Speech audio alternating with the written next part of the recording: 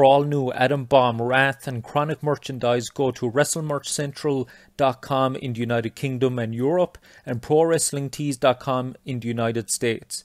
T-shirts, hoodies, tons more available, and more stuff to be added. So ProWrestlingTees.com in the United States and WrestleMerchCentral.com in the United Kingdom and Europe. Hi everyone, welcome to the latest edition of Pro Wrestling Defined. I'm Jonathan O'Dwyer, and what an amazing guest I have on the show today. One of my personal all-time favorite wrestlers, a bona fide wrestling legend known as Wrath in WCW, one half of one of the greatest tag teams of all time, three-time World Tag Team Champions, Kronik with the late great Bryan Adams, and of course, the one and only creation of devastation, the Adam Bomb in WWF, the one and only Bryan Clark. How are you doing today, my friend? I'm doing real well, man. I appreciate you having me. Thank you. It's awesome to have you on, man. It's awesome to have you on. And a big day as well. Your new merch line just launched today on Wrestling Merch Central in the UK, Pro Wrestling Tees. Talk about that and what people can expect from here on out. Yeah, I mean, it happened, you know, as we had spoke a little bit earlier, I was just, you know, I had said today, I was like, man, today's gonna be a great day. I just, you know, got up, had a great workout, just my routine, you know, that I go through. And, you know, Pro Wrestling Tees just came out with like released 9 new shirts and merchandise for me. And then I had also been in contact with Wrestle Merch in the UK. And so then they sent me a message today and they showed me their lineup, and it's up and running. Everything's up and running, man. It just blew me away. I couldn't believe how much stuff they had. I just was like, man, this is great. I mean, I was really impressed. Yeah, the stuff looks awesome. There's such a vast array of stuff, and there's more to come as well, isn't there? Yeah. Yes, exactly. I mean, I've been working with a few different designers, but they're all like my stuff that I've been thinking about this. This just didn't happen overnight. I mean, I've been thinking about this for a long time as far as merchandise and putting a line together. And I've also got ideas of other stuff beyond just wrestling, merchandise wise. But yeah, this is a great start, man. I'm really happy with it, no doubt. Yeah, it's awesome. And anybody that wants any of that, go on to Pro Wrestling Tees or Wrestling Merch Central, and you can get that awesome stuff. So we'll get into your background, and you have a strong military background, and your family as well. But before you were in the military, talk about that and what it means to you to be a veteran. Well, it's a big part of my life. My dad was Marine Corps in the Korean War. Goes back to my grandfather in World War II. Both of my nephews, Special Forces. It's just been a big part of my life. And of course, I served also. And so it's real meaningful to me. Yeah. So I learned so much. I mean, from going right out of high school right into the military was probably the best thing that ever happened to me. And you know, you learn so much. You learn so much about yourself, things that you can overcome, the way you can push yourself beyond things you didn't think was possible. And so I think that was a great foundation for me, I guess, you know, to start with. Definitely. And you set some weightlifting records during that time as well. And you were on the wrestling team in the Air Force, wasn't it? Or something like that? I was on the Air Force powerlifting team. And I won what's called the U-State, which is the U.S. Air Forces in Europe. I won their heavyweight title when I was over there. And so that just started me on a roll with the weight training. And that's, you know, I've been doing it my whole life, even to this day, until this morning. It's just part of who I am. It's like I have to do it. But yeah, I did. That's what really started me on a big continuation of sports and athletics. I always felt like I've always been really athletic. Just through most of my life, it seems that way. I just have not. I didn't play high school sports. which people find that they're shocked when they find out I played college football, but I didn't play high school. But we'll get into that. But yeah, but the military and the powerlifting and the weight training and all that, it just really was a super benefit to me.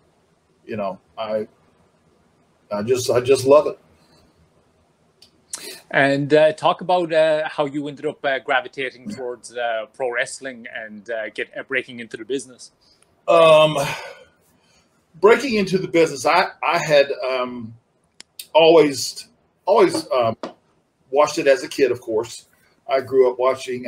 I'm from Florida, and so I watched Florida Championship Wrestling. And I actually got to see a couple of shows when I was a kid because they come to my hometown. And I remember I got to see, believe it or not, I got to see Andre the Giant. I got to see Dusty Rhodes, Buddy Colt, just a lot of legends that, you know, and there I was, I might have been maybe 9, 10 years old. And I remember seeing those people, the wrestlers. Because I would go with my family, but my grandmother, and I get this, I know people, but man, my grandmother would get ringside tickets when they would come to town. So I would sneak my way down and stand by. I would be standing, but I'd be right next to her, and I'd get ringside action, you know. So yeah, to me, that was just, I don't know. I just got hooked on it, man. And I just kept telling myself, man, I want to do that. That's just one of my, it was on my bucket list kind of thing. I was like, I got to at least try this sometime in my life. I don't know when it's going to happen, but yeah, that's when I was hooked. I'm sure at a young age. And talk about your training. How did you get on with like the mechanics of it? How did you take to it initially? And you worked with Ox Baker early in your career as well. What was it like working with him? He was a hell of a character. Oh, he was. Oh gosh, man, another character. He would just light up a room. I met him after I had served in the military, finished up my military commitment. I walked on to Central Missouri State to play football. I walked on, like I said, I'd never played high school football. I walked on in the spring and was offered a full scholarship to play at Central Missouri. And I started as a freshman. So I walked on, never even played high school football, and started, like I said, my first year. But I had some injuries after my second year, going into my third year at Central Missouri State. And I had a friend of mine that lived there, and he told me that Ox Baker lived, not that far away. And I was like, man, I remember him from a kid. I'm like, I got to meet this guy, And he set it up where I got to meet him, and I actually got to go to his house. And I guess he figured, I don't know what Ox thought, but he probably thought, oh, here's some other little guy who wants to get into wrestling. And I'm 6'6", like I'm 6'6", like 315. I'm walking in his living room, and he's like, "Oh, big man!" He was just ready to ready to take me on the road right from day one. And I'm like, I'm not ready. I need some training. But we hit it off right away. I mean, he was a blast. He was so funny, man. I mean, he really was. He was in a big movie with Kurt Russell, Escape from New York. I don't know if you ever. It's an old classic, but yeah, he was in that too. But just a great guy. Yeah. So yeah, that's all. Anything that you learned from him that really stuck out throughout your career. Well, that was the thing is with Ox, he didn't, and nothing against him at all. But Ox really didn't train me. Ox was more of a talker and more of. Ox was not a technician or a high flyer or any of those things. You know what I mean? So I knew that I had to go somewhere to really be trained. I mean, Ox was great at introducing me to the business, so to speak, and sort of breaking me in a little bit, you know what I mean, giving me an idea, at least a little taste of what it was like. But as soon as I finished college, I packed up everything and I moved to Atlanta, Georgia, and that's where I really got my training. Was at I've told this story before, but they called it the power plant. Of course, it wasn't called a power plant when I went to it. It was an old rundown carpet warehouse. It was just an old building with a ring in it and a couple of guys training me. And one of those guys happened to be Jody Hamilton, who was the original part of the Assassins, the tag team. Yeah. So him, Jody, and Dwayne Bruce were really my trainers who really trained me. And later on, after you had a brief stint in WCW, and you went on to Smoky Mountain from there, kind of under the tutelage of Jim Cornette and Paul Orndorff and Kevin Sullivan. Talk about any big things that you learned from them that stuck out. Yeah, I was breaking in, while I was training, I was working anywhere and everywhere that I could. And just trying to get, get that experience, get those matches under my belt, get that ring time in. And I actually happened to work an independent show. I worked against Paul Orndorff, and he really liked our match. He liked what I did, especially with someone with my size and everything. And he put me over to Jim Cornette, and Jim said, "Okay, bring him up to Smoky Mountain. I want to take a look at him."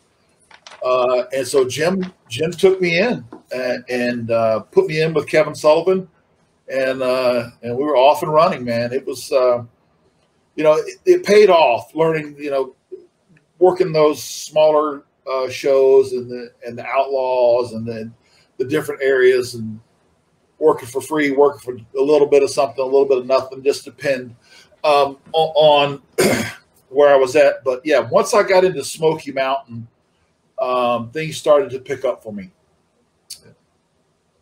One thing that really sticks out to me when I watch your work is the way you make your moves mean something. Like, you would do big moves, and then like you would really sell it to the hard camera and stuff, or even if you're on the outside to the camera out there, and it would really make the moves mean something and leave the crowd digest it. Was a lot of that, was some of that kind of instinct in as you're feeling out the crowd, and was some of it like stuff you learned from Cornette and those guys?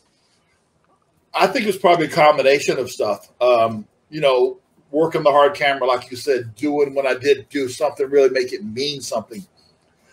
So I learned a lot of that in Smoky Mountain, because that was a weekly television show. And I'm sure I learned some of that while I was training at the power plant. Power plant, when I say that, because that's it was, I don't know what you would call it, but I learned School of Hard Knocks, I guess. There you go. That's a great word for it. But yeah, I think I really learned a lot from Jim and watching. Same with Kevin. I learned a lot from Kevin and Paul. And I traveled with Paul because Paul lived in Atlanta, and so did I. So we would travel together up to Smoky Mountain and through that whole territory. So we rode together, and so I'm absorbing everything I can from Paul. Because he had been to the top of the mountain. I mean, you go back to the cage matches with Hogan and Orndorff, and everything he's done in his career. So yeah, I was lucky, man, to get to have Paul as a friend and to get that break. Yeah, definitely, it definitely paid off, because it wasn't long before after that the WWF came knocking. And talk about how that deal came about. Did they contact you? When how did the contact with WWF come about? I got a call, and I don't know how they got my number, but somebody had it. Anyway, I got a call from Sergeant Slaughter, and he says, "Hey," and I was still working for Cornette. And he just said, "Hey, I'll let you know we want to take a look at you. We're going to be in the Carolinas coming up. I don't know, it's a month or so away or something." And he said, "We want you to come try out." And I was like, "Okay, great." I was thinking to myself, I'm like, man, I just got to Smoky Mountain. I hadn't been in Smoky Mountain long enough. I sort of thought to myself, maybe I should stay not that I would, you know, you're not going to turn down the biggest company in the world that asks you to come work for them, of course. But in the back of my mind, I'm thinking, man, I need a little bit more time in Smokey. But I asked Jim, you know, I sort of asked Jim really what I should do. And he gave me his blessing and said, you know, go try out. And so I did. And they hired me after the first night. I was going to work for them for 2 nights, but they told me that after the first night, they said I was hired. And so, yeah, you know, I was really excited about that at the time. Yes. That's awesome. And talk about the kind of initial conceptions of the Adam Bomb character. Who came up with this? Who came up with the look and everything for it? I would say the credit would go to Tom Fleming, who is now he works for Marvel Comics and does a lot of, I say works for, either works for or with, he's actually doing some work for me also on some new designs, which really want to give him a plug just because when you see his work, it's amazing. If you just go see some of the stuff he's done, if you check him out. But yeah, he's done some he had developed a few different characters, but that was one that he really created, and then I just added all my personal stuff to it. Like I came up with the idea to add the contact lens, the red tongue, just different things that I added to it as it grew, to make it my own. And talk about your initial meetings with Vince. How did you get along with him in those early days, and what were your kind of initial impressions of him? I think we got along okay, or good, or well.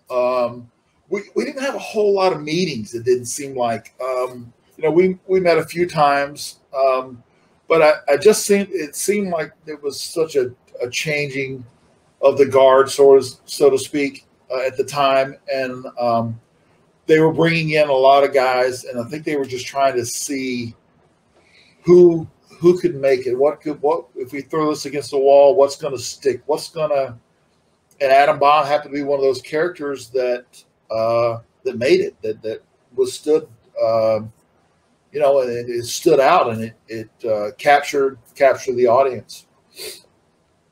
Definitely. And you actually came in not long after Raw first started, and like that was fairly revolutionary at the time, you know, doing live TV. So how different did that feel at the time, and what was the Manhattan Center like to work in? Well, you know, the Manhattan Center is really not a real big place, but it was still electric. You could feel there's just something about being live, man, and just, I mean, at least to me, the pressure was really on. I mean, you just, you know, you just cannot have any flaws in what you're doing. That's just the added pressure, I guess, of live television to know that you got to be on your A game. There's just, I don't know how else the easiest way to put it, but that, you know, that would be my answer. Is that even though, like I said, it's not the biggest arena in the world by any means. It's not that big, but it was electric. Yeah, that New York crowd was pretty crazy back in those days, I think. Yeah. Yep. But you, Johnny Polo was managing you in the early days, and later on Harry Wippleman then as well. Who did you prefer out of those two? Who do you think fit? You know, I have been asked that question a few times, and it's just hard to say it. To me, initially, I didn't understand where they were going with me with Polo, because it just didn't tie. It just didn't go together. It didn't seem like it did to me, just from my opinion. And then even with Harvey, it still didn't feel like wasn't the right manager for me. And looking back on it, I still don't know the right answer. I guess maybe DiBiase was probably the closest guy that I could think that maybe might have been the right guy for me. to manage me. But it didn't seem like the first two were, I just didn't seem like it was a good fit. But the character really didn't have to have a manager, honestly, Yeah. But I just think that's just the way it worked out. Yeah, I've always thought that as well. But on the subject of managers, like, funnily enough, because you were managed by Vandenberg later on, James Mitchell, I think he actually would have been awesome with he would have, Adam. yeah. Yes, I think that would have been a good choice. I don't know where he was at in his career at that point. I'm not sure. He may have been in the business, but maybe just in the Carolinas or something. I'm not quite sure. But yeah, he would have been. That would have been a good fit, and I never really thought about that. Yeah, that would have been super cool. The first time I actually personally remember seeing you was actually in your first pay-per-view match, Survivor Series 93 in the Boston Garden, as part of the elimination match. Gosh, I can just remember that so vividly. The impression I got just from your entrance and stuff, like, your look and everything was so super cool, and I was just a fan from there on out. Do you have any? Is that an event that really sticks out in your mind? Yeah, I mean, working in the Boston Gardens, and that was the old Boston Gardens where all the great Boston Celtics played, and Larry Bird and everybody. There we were in Boston, and it was packed. So yeah, that Survivor Series was a fun time and a good showing for me. I felt it was, yeah. Yeah, definitely. There's some nice, there's some really good moments in there where you're tossing the kid around pretty good. So yeah, there's definitely a good highlight reel from that. Yeah, well, he was not that hard to throw around, honestly. But yeah, I did throw him around a lot. Yeah, no doubt. Yeah, no, that's really cool. And you had a really good match with Bret on Superstars there. What was Bret like to work with? How did you get along with him back then? I got along with Bret fine. Bret's a great technician. Really tells a great story. He was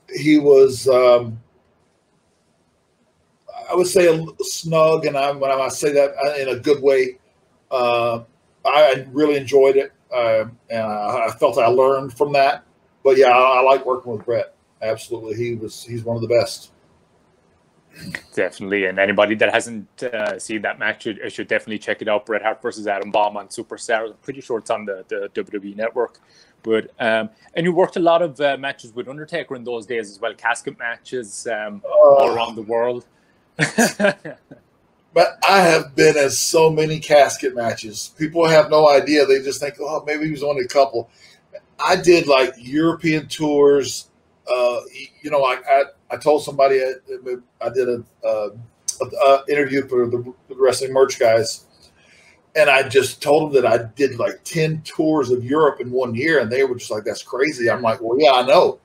But I would go like a 10 or 11, 12-day loop in Europe, come back, do another loop in the States, a couple of days off, and then go do it again.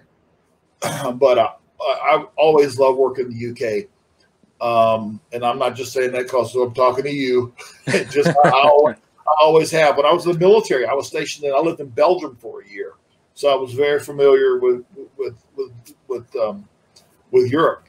But yeah, as far as back to the question with the Undertaker, yeah, I mean, we worked a lot. I mean, a lot of house shows, a lot of casket matches.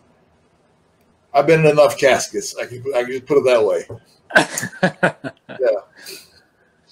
And just what you were saying a second ago, it ties into the next thing. The road schedule you were on back then. Talk about that. Like, mid '90s, it was pretty crazy, wasn't it? Well, crazy or brutal or both. 290 days out of the year, plus appearances, plus just to travel. I mean, it was like a meat grinder. I mean, I survived it, and some guys didn't survive it. I don't. A nice way to put it, but I mean, it's just too much. That working that much. I mean, yeah, great. You get a ton of experience. The wrestler himself, he gets to experience some of the world, or in my case, a lot of the world. I feel like I've been just about everywhere. But that schedule itself, you just do not. Your body just doesn't have time to recover. You get a lot of injuries that pile up and accumulate. Like with me, even after my career, down the line, you just put your body through a hell of a lot. And people have no idea, really. They don't. It's hard to explain it, but it's a brutal schedule. That's the best way I can put it. Definitely. Like Undertaker was on Joe Rogan there a few months ago, and he was saying like that it was like they were just throwing darts at a map back then. You could be in the north one night, and you could be in you could be in New York one night, and Miami in another, and over in another country another. Like there was no rhyme or reason to the scheduling back then.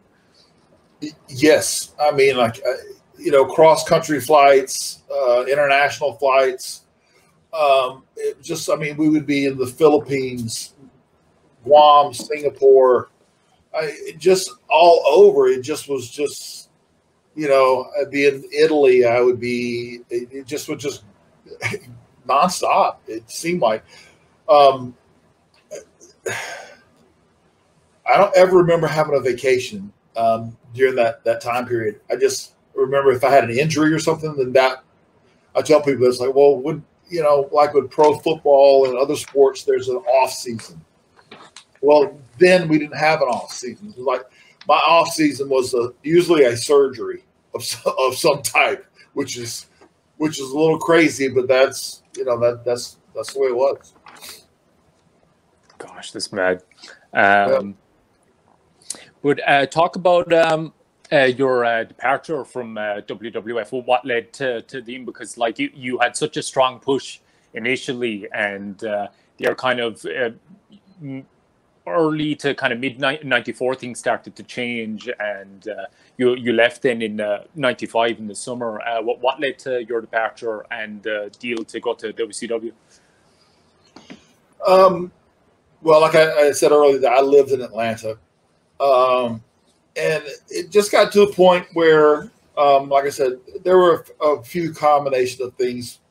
What really led to me deciding, okay, this is not working out, or it's not going to work out, is that at the King of the Ring tournament, in your house pay-per-view, they asked me to put Mabel over, which no problem. That's my job. If they ask me to put somebody over, I'll do it. But they also, at that same meeting, there were 3 or 4 other guys that were sitting there that were witness to it. They just said, that, okay, we need you to put Mabel over for this, but here's where we're going with you after this. And it was basically saying, hey, we're going to put the IC title on you and run with you with that. And I thought, okay, that's great. That's good news. I mean, they didn't have to tell me that. They just could have just said, hey, Mabel's going over, and that's it. Move on to the next thing. But they told me that, so then I'm thinking to myself, wow, this is going to be good. And I knew that I felt I could carry that strap. But they ended up not doing that, going a different direction. And I just noticed myself going down the card, like I'm going downhill fast. And I'm like, why? I couldn't figure it out. And between that and just basically being lied to, I just said, I know that Eric wanted me in Atlanta. And so, and we were working, like I said, we were working a brutal schedule. And I've probably said this before in interviews and stuff, but this was when Vince was going through his big steroid trial. And so it seemed like we were working everywhere and anywhere, it seemed like, and all the money, it seemed like, was going to his law fees or whatever the case may be. I don't know exactly. I just know that it wasn't going to a lot of the wrestlers, at least. Maybe a few guys will be taken care of, but for the most part, at least, I know me personally, I just know that when I would get home and I would see my checks for the amount of the time I was working, I just did not see the correlation of the two. I just couldn't see it. Yeah. But talk about the kind of initial conception of the Wrath character. How has that come up with, and the whole look of it and everything? Because it was pretty unique and nice, kind of take off the whole Mortal Kombat series at the time. Anyway, ironically, you ended up doing a part in Mortal Kombat years later. Hey man, I was a guest star in Mortal Kombat. What can I? Yes. That's what it was, the takeoff of it was. That was Eric's original idea, was to have that. We actually spent a year, actually once I signed with WCW, I probably didn't debut for like a year or so. They had us training at a dojo. So I did kickboxing and a little bit of sumo, judo and kickboxing. I don't know, 4 or 5 days a week at least, plus training. So yeah, that was the whole idea of it. But just about the time they were ready to launch the whole Blood Runs Cold thing, the NWO came in. And so that really just sort of took away from, it sort of just kept pushing back our debut. And then even the story itself just sort of got watered down to where it just didn't take off the way they wanted to. And they saw that the NWO got real hot. And then that's just the way they went. They went that direction, which, I mean, that's where the money was. I mean, I see why they did it. But that's just where I was at the time. I was just part of that with Glacier and Ernest Miller, you know, and Mortis, which was Chris Canyon. So, yeah, but that, it lost a lot of steam just for the fact that it was trying to compete with the other stuff. Sure. And what were those guys like to work with, actually? Glacier, Canyon, and Ernest Miller? They were fine. Ray's a great guy. Probably one of the nicest guys in the business. Ernest Miller, same thing with him. Real funny guys and good to be around and hang out with. And Chris, same thing. Chris was Chris was. I don't know. He was just, he was when I say wrestling fanatic, I mean, he really was over the top, you know, but hell of a worker. I mean, he could work and bump. He was a bumping machine, almost to a fault. Too much bumping almost. But yeah, all those guys were great to work with. They really were. And what led to the transformation into the other incarnation of Wrath with the singlet and then going on the streak? Well, I talked to Eric because I had a good relationship with him, and I just said I could just sort of tell this was going, it really wasn't going, and I had a meeting with him and I asked him to, you know, what about me doing Wrath my way, you know, just with my take on it, my spin on it, and so he did. He let me do that, and just sort of repackaged it. And I came out. That's when I introduced the Meltdown, and I just repackaged the whole look of it, and it was similar to Atom Bomb. A lot of it was, but I did that on purpose. I wanted to, you know, bridge that gap there, and so that's what I did, and it took off. I mean, and you know, I trained really hard to make it work. Yeah, you can see the momentum building during that time. I mean, every week when you were working with somebody and you would be setting up the Meltdown at the end of the match, you can see the people rising. You know, you can feel the buzz, and it's just building week to week, especially with the winning streak then as well. Like, you know, there was big momentum being built. Was the streak something that kind of came along kind of organically, or was that planned kind of at the beginning when you came back? No, it was not planned. The streak absolutely was not planned. I think that they just wanted to see what my take on it was, how I would do it, and how I would handle it. And so it just got on a roll. And like you said, week after week after week, man, I was hooking to that meltdown up and over and slamming. And I mean, once it got on a roll, man, I mean, you could see there were signs in the crowd every week, and they knew when my music came out. I had that intro of a little bit of Van Halen, a little bit of a Van Halen riff there into that music. So I got to pick my music, and I had a lot of things that I had some input on. And next thing you know, I'm undefeated for like, 6, 7, 8, 9 months. I don't know how long it went. But it was definitely on a roll. Definitely. And one of the highlight moments from that period of time, I think, is Halloween Havoc 98, where you worked with Ming and you got him up for the meltdown as well. Gosh, what a moment. Like, you know, the ring nearly shatters, you know, with the impact. Like, what a moment. Talk about that, working with Ming and getting him up in the meltdown. Well, Ming is a bad man. I don't have to, everybody knows that. Yeah. But it was great, man. You know, a lot of people didn't think, especially a lot of the boys in the back, did not think that I could get him in that meltdown. And I knew that I could if I just had the opportunity. And I was going over. I was winning the match, and so that's what we did. And he had to be, I don't know, 320, 330, maybe less, but just a massive guy. And he works real snug, which is, I prefer that, and I do too. And we just beat the shit out of each other, really. Even when we had the tag team matches with Faces of Fear versus Wrath and Mortis, I mean, we would just go at it, man. But at Halloween Havoc in Las Vegas, the MGM Grand, man, I hooked him up and I got him that meltdown.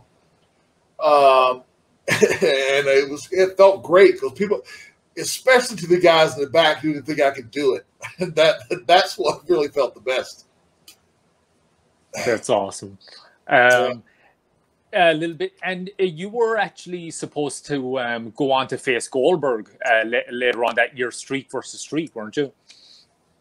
Yeah, that's what they had planned. But then there were some changes, and I don't really know who was booking exclusively. I don't know if it was Kevin Sullivan, or I don't really know all the behind the scenes, but they decided that that I would lose right before, because I'd won. I think I won in the World War III pay-per-view going into somewhere around it was basically going to be me versus Bill, and they ended up going a different direction. But yeah, so that's unfortunately that happened. But I got to work Bill a lot later, you know, throughout WCW in Japan and other places. So yeah, that's just part of my story. Yeah, the streak ended in the match with Kevin Nash, and that's actually it's actually one of his best matches. I think if people go back and watch it, you gave him an absolutely awesome match. Well, yeah, my back is still hurting because I was carrying him. No, for a big man versus big man. I mean, I drop kicked him. He's 6'10". I drop kicked him right in the face. I mean, yeah. It was a good big man match. I mean, we we could have got a lot more out of that. Honestly, we could have went. You know, I look back at it now and I'm thinking, man, there was so much. We could have hit some false finishes in there and really just blew it up. But you know, live TV is that you go home when you get the cue to go home. You know, so. Exactly. And so later on in 2000, you end up forming the tag team with the late great Brian Adams. Talk about how the idea came about, who came up with this, and how did it come about to form Kronik?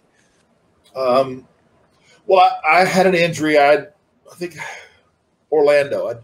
I did a show in Seattle, took a red eye into Seattle, had a match, or excuse me, Seattle to Orlando, had the match in Orlando that night, went off the top rope, tore my ACL. So I was out for probably, I don't know, 6, 7, 8 months getting it healed and rehabbed. And during that time is about when the Vince Russo came in, somewhere during that time. And I was recovering and training and getting rehab and getting myself back together. And Brian Adams called me, and he says, he was just checking on me and asked me what I thought about a tag team. And when he first asked me about it, I was just like, I didn't say no, but I was just like, I said, I'm probably just going to come back as Wrath and get that going again. But then I think he called me again, and we talked some more. And then he said, well, why don't we just use our names and form a team? And that just really started it to roll. And then when Russo got the idea of, okay, these guys are coming back, but they're going to be a tag team. And I think I'm almost positive the fans actually came up with the name. They had a little poll or something. Somehow they came up with that name. We were like, okay, I get it. It's a dual meaning. Why don't we just put Kronik on it and spin the K, and we come up with that. And so we ended up tag teaming. And it was just another one of those timing things where it seemed like right out of the gate, man, it seemed like, I don't know if the company just needed a steamroller, massive tag team, or whatever they needed at the time. We were it. And we got, to me, and I've heard it a million times, but we got over super fast. I mean, almost instantly we got over. It didn't take long at all. They were loving what we were doing. Yeah, definitely. I mean, it was only a matter of weeks, I think, before you won the tag titles for the first time. So, and I remember even just for myself personally, like WCW, kind of in mid to late 1999, had kind of fizzled down a bit, and I remember just from the first time I saw you, like that, you were the reason I tuned into WCW in 2000, because you were just awesome, and. Talk about winning the tag titles. How special was that? Especially the second time when you beat Palumbo and Stasiak at Bash at the Beach. That match is awesome as well. What was that moment like? It was great, but for me to actually get to that point, I had hurt my back so bad. I don't know. People probably don't know half the things that happened behind the scenes, but I had hurt my back, and I remember just laying in the corner of the locker room, just laying down. I was in so much pain. And I was actually even taking a couple pain pills just to try to stop the pain. And they were like, well, we'll just cancel the match. We'll do it another time. And I'm like, no, we're not canceling this match. I'm not going to let Brian down. And this is a big shot for us, And so I wrapped my back as tight as I could with some like a back brace under my singlet, and I did everything, man. I did off the top rope. I willed myself to do it. I just said, I'm not gonna let this pass me by, and so that was the, if you went to the locker room and you could see me like 6 hours before match time, you're going like, this guy's not gonna have this match tonight. And I was like, I am too. And so it happened, man. I don't know why. When I focus and get my mindset on something, that's it. I'm doing it. So that was that mindset that night. Yeah, that match is awesome as well. Like, anybody should go back and watch that Bash at the Beach 2000, Kronik versus Palumbo and Stasiak for the tag team titles. What an awesome moment. Then you used the Road Warriors finish at the end as well for the finish. That was super cool as well. Yeah. I think I remember Johnny Ace, which was I think he had some touches on that match, putting certain parts together. And he definitely wanted me coming off the top. And of course, I did it. I wasn't even thinking about the back injury once the bell rang and came out to the crowd and the noise. I just let it go. There's a funny moment at the end as well where you can see you saying a few choice words for some guys in the back, so it's worth going back watching for that as well. Man. Well, there were a few that deserved it, but like I said, that just that determination. I just was not going to let that moment just slip through my hands when I, had to grasp it, at the time. And I paid for it later, of course. I mean, even later that night, I got very sick.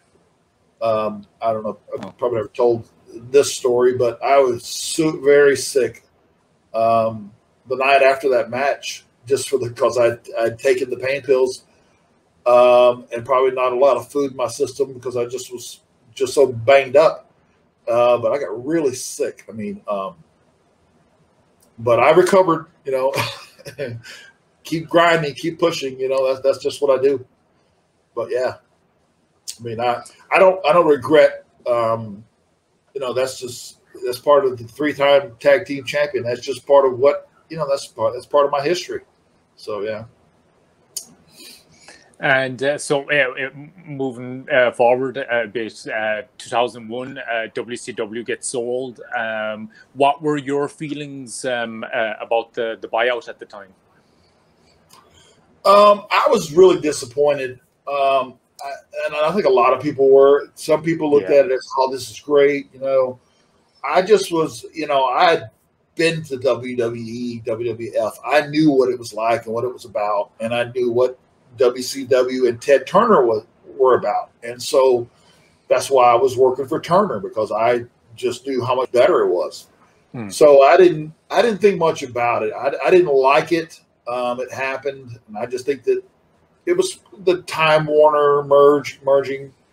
And so it's just something that's, no wrestler, nobody had any control over it. It just happened.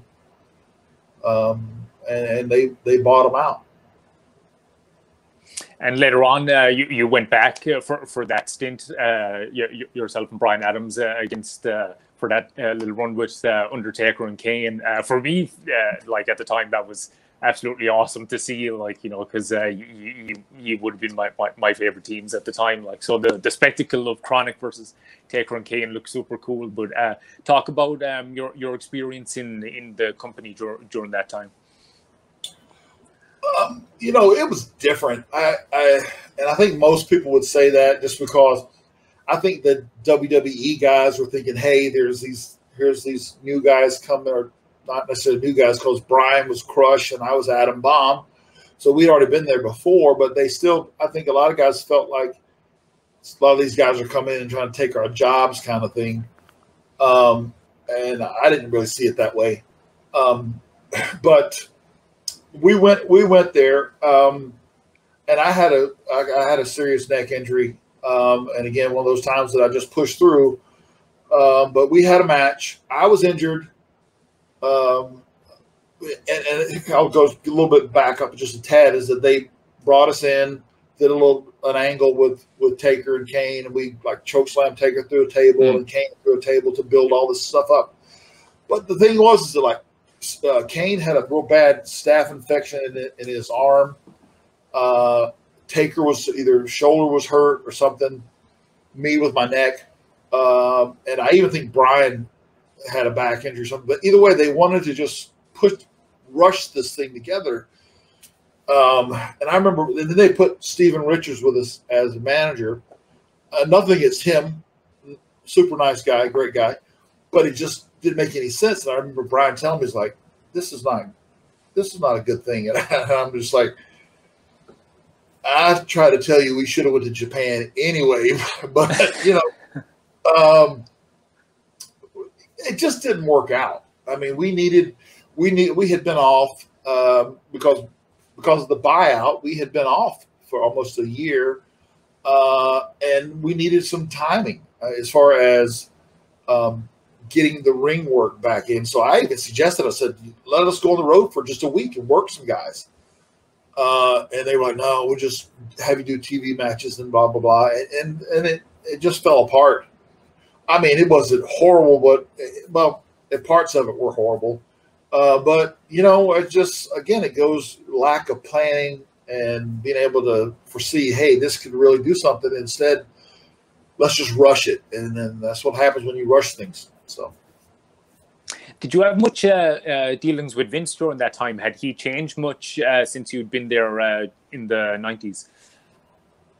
You know, I had the feeling. I remember us, you know, discussing the match and everything with Kane and Taker and me and Bryan and everything, and I could tell that he had like a look or just sort of something like he didn't like the fact that I had left him back in 95, and then Bryan left him. I don't know, was it 96, 97? I don't know when he left. Yeah. But I could just, you know, I had a gut feeling there was probably some kind of resentment there.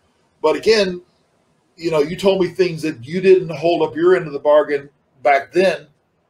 You know what I mean? So you know, I just felt like there was an uneasy feeling. I don't know how to put it.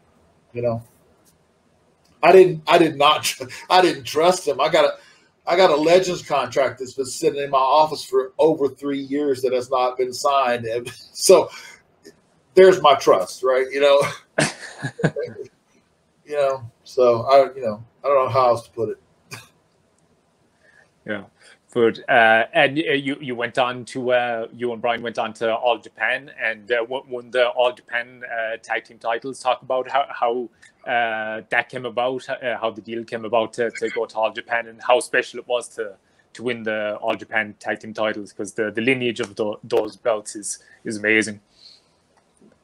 Yeah, you see them right here in the background. Yeah, they look sweet.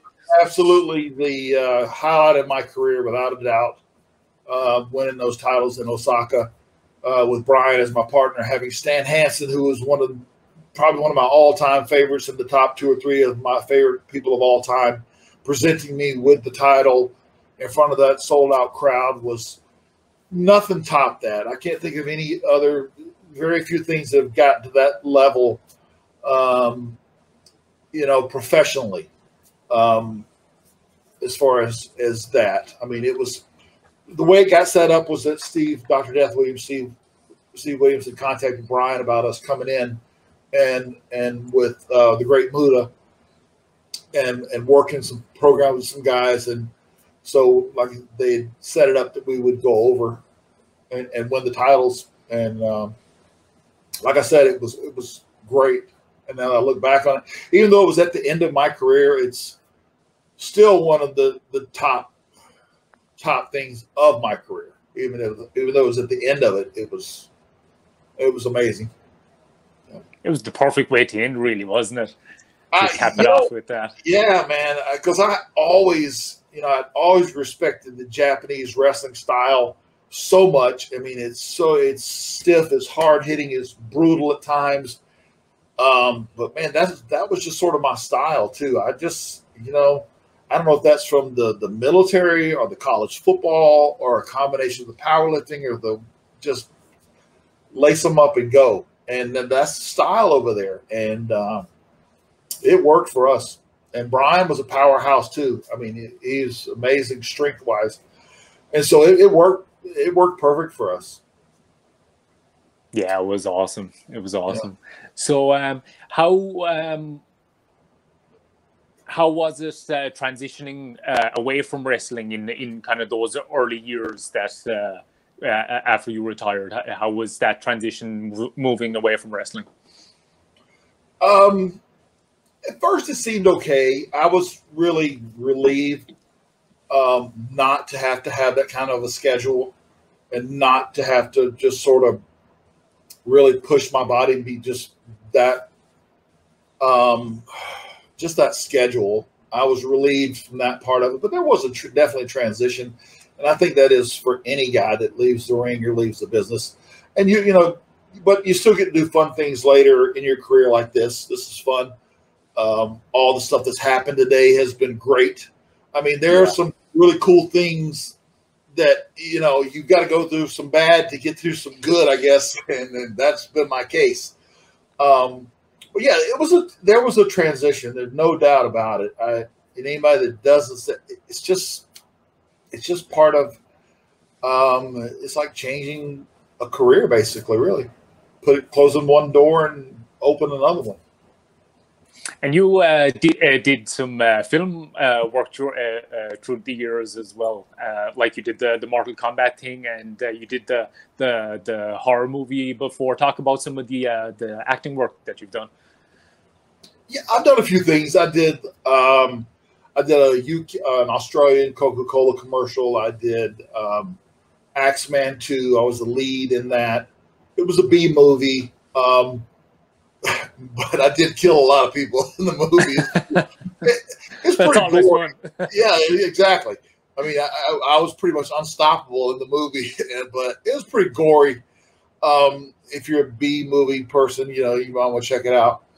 But I learned a lot in that. I mean, it was grueling because I was like, I sort of thought that's what I wanted to do. But after I did that movie, I really got a taste for it. Like, man, one thing is I'm not going to ever live in LA.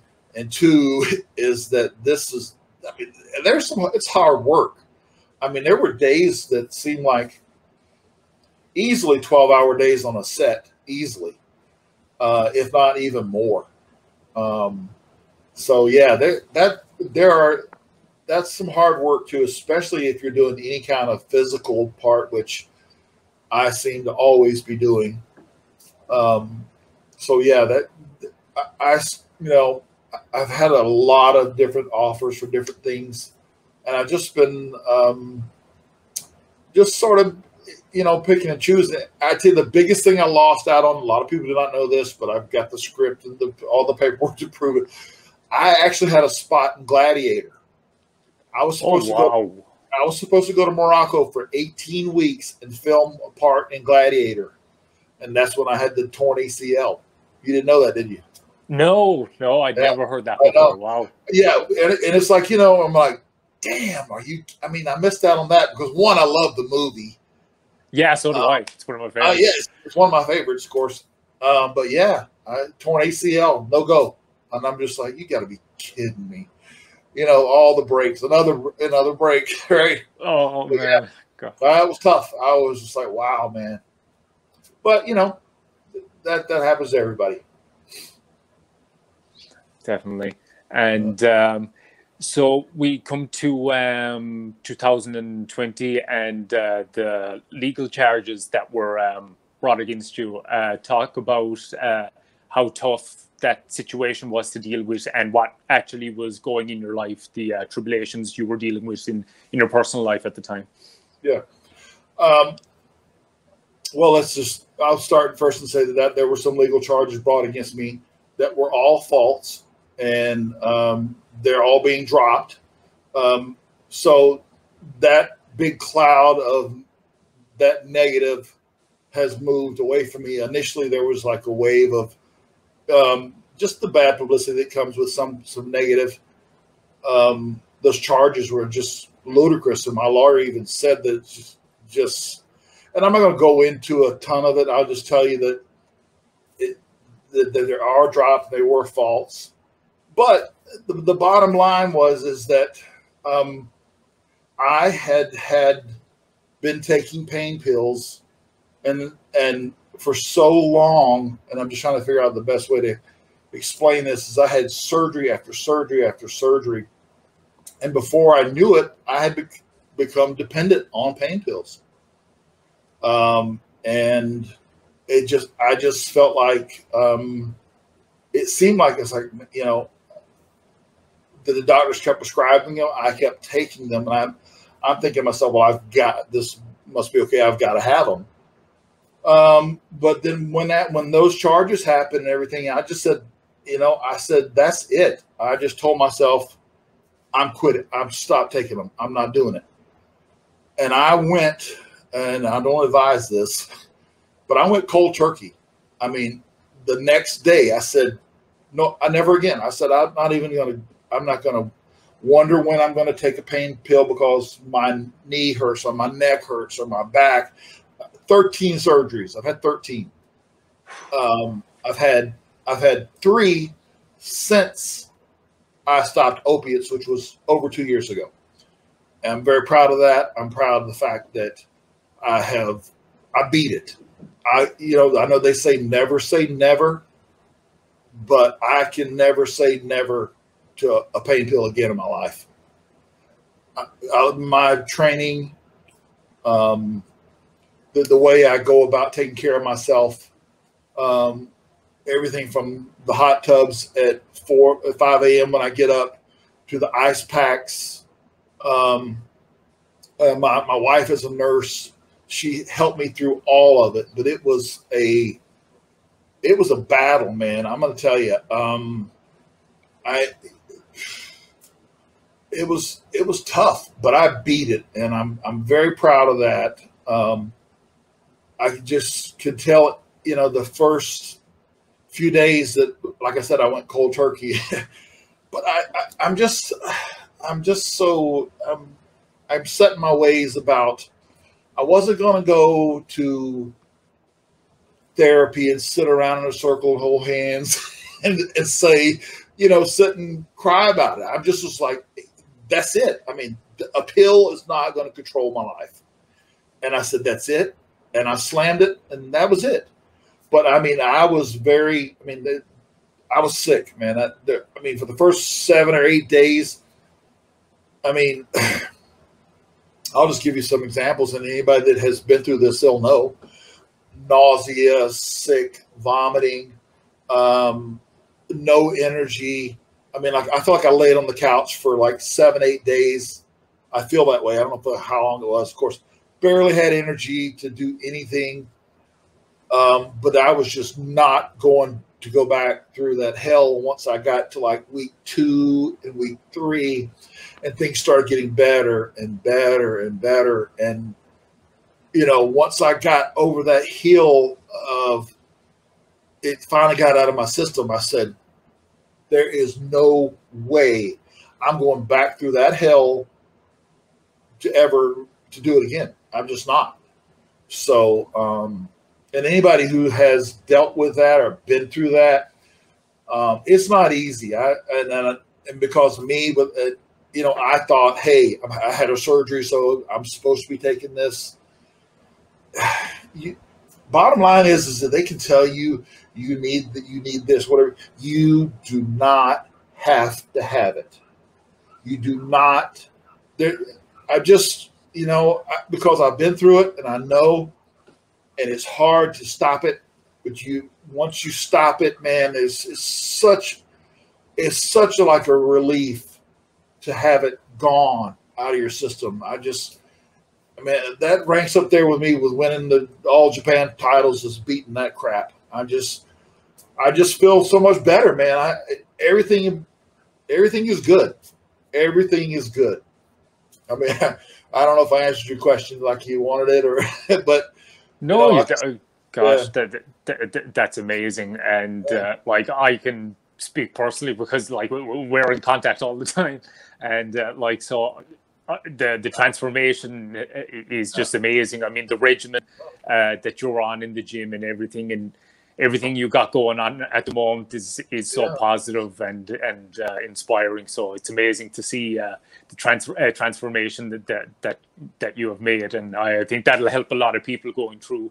Going through that stuff. Yes, don't let anybody tell you that you have to have it and that you have to depend on it, because you do not. And don't fall into that trap. I mean, like I said, I've had 13 surgeries. I'm not bragging about it. I'm not putting anybody down if they are in that situation, or if they're going through that vicious cycle of starting and stopping and starting and stopping. You just got to say that's it and be done with it. Again, I'm not up on a soapbox, and I'm not trying to preach to anybody how to live their life or anything. I'm just telling you that there's a better way. And I'm living proof of it, man. I feel so much better. I mean, everything, it's amazing how much more clarity I have. And I'll give you an example, not to talk about merchandise, but all the stuff that I have just in the last year and a half of just all the stuff that I've been creative with, the ideas and stuff. And I've already launched. Now I got PWTs. I've got Wrestle Merch Central. I've got a UK toy company that's bringing out a new Atom Bomb figure. So, man, it's all good, positive stuff. And just step out of that negative zone. And the famous quote is from a famous football coach by the name of Vince Lombardi. You probably heard of him. His famous thing was God, family, and the Green Bay Packers. Well, mine is God, family, and the weight room, because weight training and just training and working out was such a big part of my recovery. Getting all that out of my system, and just working out every day and releasing those endorphins and being able to have that good feeling.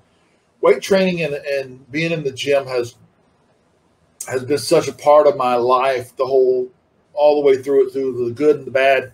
And it's still with me now. I mean, I'm in the gym every morning by 7. It's just my routine, man. And it works. I just, I've even added some yoga. I've added things that I didn't never really think I would do, but I've started some of that. But just, I don't rehash on stuff, but just, man, if you can quit it, man, just put your foot down and that's it. You can do it. I mean, and you don't have to go cold turkey like I did. So that's just my way. But like I said, right now, man, moving forward, it's just all positive stuff. And it's just, it's good, man. I'm a happy person. So. That's awesome, and you can tell like you're in such a positive place, and that's absolutely awesome to see. And I think that'll help everybody anybody that's struggling that sees your story, definitely. So before we sign off, just before we do some quick fire questions, we've got a question from probably he's definitely he might just be the biggest Adam Bomb Kronik Bryan Clark fan that there is, Corey Scott from Pro Wrestling Elite Fandom. Yes. Yeah, give a shout out to the guys, Jack Rinders, Adam Center, hey, man, Corey. WWF, man, those guys are great. Corey, Adam, the whole group, man, they have welcomed me with open arms from day one. They never judged me or anything. They just let me go through the things I had to go through, and have been nothing but supportive, man. And everybody, Jack and the whole group, everybody's just been awesome, and you have been phenomenal. Just like I said, it's a great group that I like to call home, and it's a great site. Yeah, you can check them out on Facebook. It's a Facebook wrestling group, Pro Wrestling Elite Fandom.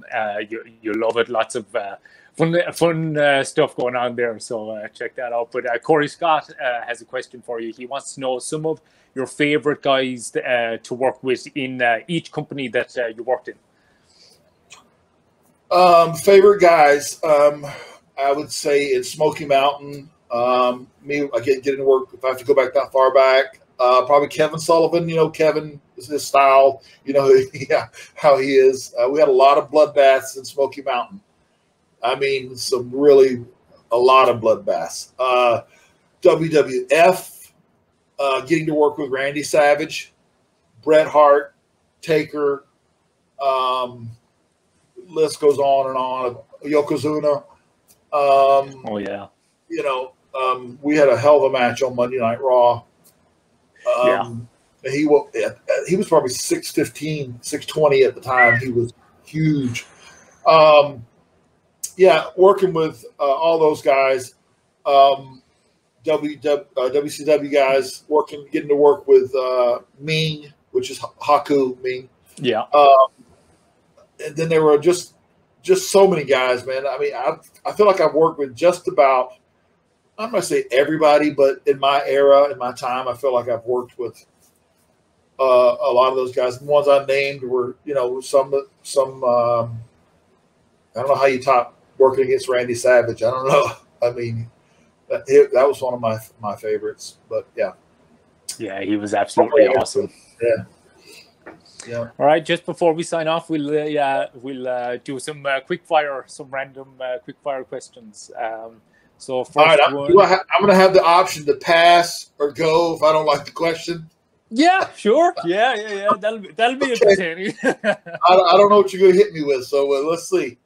I didn't look at your notes, so we'll see. Let's go for it. All right. So first one, favorite movie. Oh man. Well, we mentioned Gladiator, which is phenomenal. I don't know if you ever heard a movie called As Good as It Gets with Jack Nicholson. Oh yeah, he's my favorite actor. Yeah, he's phenomenal. One of my favorites also. Yeah. That's probably like I like a lot of Kevin Costner stuff also. I don't know if you ever see the movie Open Range. It's a Western. Yeah, I'm pretty sure I have. But, yeah, that's one of my favorites. And of course, I like some good comedy. Some Will Ferrell, Adam Sandler. All the old school. Yeah, I like Adam Sandler really as well. Probably my favorite. Yeah. So I have a big variety. Yeah, I'd say. Yeah. Favorite TV show. Oh wow. You know what? I end up watching a lot of Everybody Loves Raymond and King of really? Queens. Yeah, it seems I know it's on all the time. It's just like, I can't believe I'm watching this again. Because I know every single word to the episode, but I find myself winding down at that time of the day, and that when I'm flipping channels, that just it seems as though I watch that a lot.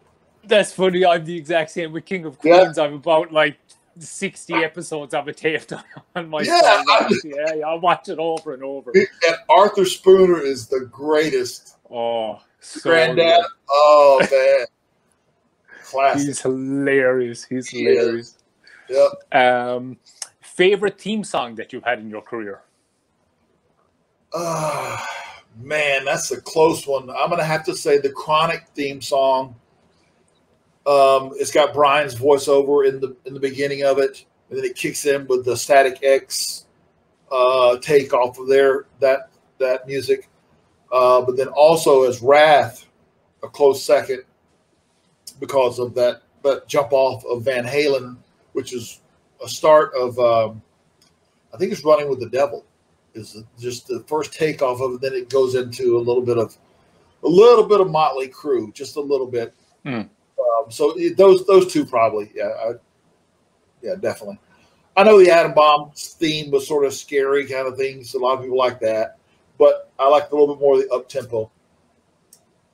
Yeah, it's funny actually because the Atom Bomb one, if you go back to like early Atom Bomb with that theme song, you can see the children in the crowd like. Oh yeah, they're scared to death, man, and I pop out with these yellow eyes. Yeah. That's funny. Oh, yeah, that's awesome to look back on. But favorite attire you've worn in your career? Or favorite overall look? Probably the Atom Bomb look, just because of all the aspects of it, with the goggles and the glowing eyes, and I would probably say that look is like that look. But then again, the Kronik look with those two monsters coming out, that was pretty good too.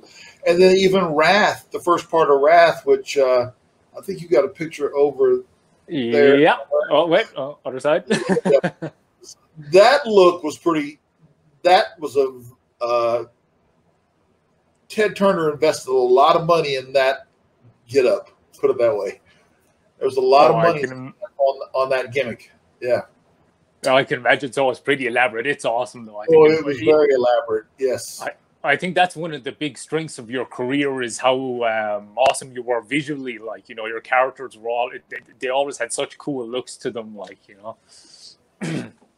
Well, there was a lot of thought process that went behind all of it. And even like, I talk about the merchandise and the ideas and stuff that this just didn't, I just didn't like happen to go, okay, well, I want to lay out some merchandise. I've been thinking about this for a long time. And I just finally put pen to paper kind of thing and just put out these designs. And then I found a couple of designers that were able to, we went back and forth on what my vision would be of these items. So yeah, I mean, yeah, I've been thinking about it for a while. But, and actually, are you just going way back backwards for a second? Back in the WWF, you initiated all those ideas, like the footballs and everything. That was all. They were all your ideas back then. You presented those to Vince, didn't you? Absolutely. I was probably the first guy. I know nobody else that ever did it. I found a graphic art studio in Atlanta, told them my ideas to launch the Atom Bomb merchandise. So I came up with some spins on the logo with the footballs and just the whole different the T-shirt designs, look of them, and took them into Vince's office. We had a meeting, and I wanted him to look at it, and he popped. He was just like, "Oh, this is great. Get this right away." He was ready to start selling right then. So he, that was one of our agreeing moments. He loved it. I mean, he popped. Like I said, he was just like, "Well, these are great. Who did this?" And I'm just like, "I did it. I had it done. I didn't, your guys didn't do it, so I had to do it." And so that's how I got the ball rolling on that. Yeah, that's super cool. Tag team that you didn't get a chance to work with that you would have loved to, with Bryan as your partner. Well, I mean, I got to work with Animal of the Road Warriors, but I never got to work. I know me and Bryan worked against Scott Steiner and Animal in different matches and different times. So I never got to work against the Road Warriors. That probably would have been the original Road Warriors and us. That would have probably been something that I would have liked to, if I had a say in it. That would have been sort of a dream match, I guess, in my mind. And favorite team that you did get to work against? Oh man, favorite team, God, we worked with a lot of people, man. I don't know if I can pinpoint it down to just one team because there were just so many. Ming and Barbarian were always, like I said, that was like a slugfest, man. I mean, we beat the shit out of each other, and I don't know how else to put it. I mean, it was stiff. And it was meant to be stiff and last man standing kind of thing. But that's just my style. It has been my style, at least. I love working with those guys. But there have been so many teams that we've worked with. Even like when I worked with Rey Mysterio, with him and the Juventud would go against me and Bryan. It was like, I mean, we were slinging these guys all over the place. I mean, I could hit every big move I could even think of, and with ease, So yeah, there've been a lot of different guys. And finally, just talk about your friendship with Bryan Adams, and what a great friend he was to you. What your relationship was like. We got along great. I'd probably say I can't think of anybody else that I was closer to in the business. I wasn't. I don't know. I was a little bit of a lone wolf at times in my career, but with Bryan, man, when we got hooked up, to me it was like the best thing. I was just like, finally, man, I got somebody in my corner. Like, because we were different in the locker room. Like Bryan would be on one side of the locker room, playing cards or hanging out with somebody, and I'd be on the other side just I'm a little more quiet, laid. I don't know if you know that, but Bryan was Mr. Comedy, man. He was hilarious. He got the entire locker room rolling. I mean, he could do impersonations of Vince or anybody, and you would believe it if he called you on the phone. You would buy it. You would believe it. I mean, that's how good he was. And he would pull silent ribs and stuff. And I may have told you this or not. I don't think so. I would have to tell him, he would have me laughing so hard in the car. Like I'm crying. I'm laughing so hard. I can't breathe. I was like, Brian, stop the car, shut up, and just let me just get out and breathe. I said, you're killing me. I mean, he was that funny. I mean, I couldn't catch my breath and some of the shit. Some of the crap he was saying, man. But he was hilarious. People love to be around him. And I love being around him. I love when we travel together. It was great. And he was always like the one-upper. And what I mean by that is, like, you could be going down the road saying, oh, man, look, there's a deer right there. And he's like, oh, well, honey, yeah, well, he's on the road. Well, a grizzly bear just ran out in front of us. You know, whatever it is, he's got to one-up you. You know what I mean? He was that guy. But, I could never do him justice as far as his comedy and the stuff he did was just classic. Yeah, and you were an absolutely classic team, and probably my all-time favorite team. I have so many amazing memories of year run together, and it was awesome. And it's been an absolute honor to have you on today. It's been amazing chatting with you, and you've been a great friend to me over the last couple of months. It's been awesome getting to know you, and everybody check out Brian's merch on Wrestle Merch Central and Pro Wrestling Tees. There'll be more stuff coming soon, and Brian, it's been absolutely awesome, man. Thanks for coming on. Hey, thanks for having me. Like you said, I was blown away today when I got to see what Wrestle Merch put out on their line, and then with PWTs. It just, like I said, I had a feeling. I said, man, today's going to be a great day, and I was not disappointed by any means. It was awesome meeting you, for us to finally really get to chat, and looking forward to meeting you in person. So I really enjoyed your time. Thank you for having me. Thank you, man. Yeah, hopefully 2021 will bring us together anyway, or 2022 probably. Well, we'll cross our fingers, brother. Definitely. Well, thanks again, Brian, man. It's been awesome. Awesome. I appreciate it. Thanks so much. Thank you for tuning into Pro Wrestling Defined on YouTube. Please like the video if you enjoyed it, and subscribe to the YouTube channel to keep up with all future content.